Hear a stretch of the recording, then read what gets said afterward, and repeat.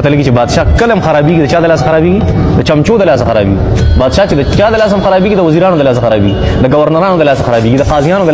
د لاس کم خلک چې د بادشاہ انډر یا غسکی بادشاہ تباہي خرابوي نه پوهیږي په دې خبرو باندې یو خبر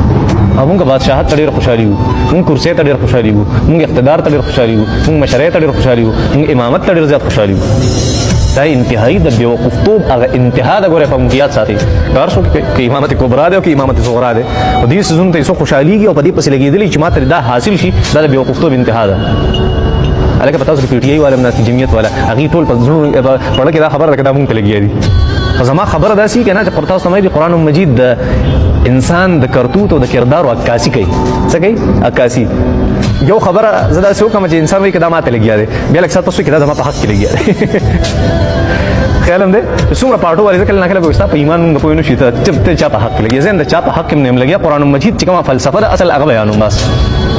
نو چېرته چې بادشاه خرابېږي چا د لاس خرابېږي د چمچو د لاس خرابېږي چېرته هم چې امامت کبرا والا او صغرا والا خرابېږي امامت صغرا والا هغه چا د لاس خرابېږي د چمچو د لاس خرابېږي او هم دونه بیوقوفه دا کم سړی چې یو بادشاهت غواړي یو سړی چې کرسۍ غواړي یو سړی چې امامت غواړي یو سړی چې مشري غواړي نبی کریم صلی الله علیه وسلم ځکه وفرمایل صحابي ته وایي چې ته مشري مه غواړه ته امارت مه غواړه مشري مه غواړه ځکه که تا مشري وغوښته چېرته الله جل شانو به تا خپلې مشرۍ ته حوالې کړي تا به خپلې مشرۍ ته حوالې کړي الله به دې ورته وسپاري خپلې مشرۍ ته او که ته خلکو په شریکه باندې مشر کړې او په زور باندې مشر کړې او په کوشش باندې مشر کړې بیا الله جل نبی رسول الله فرمایل وانت علیها بیا به الله ستا مدد کوي څوک به دې مدد کوي الله به دې مدد کوي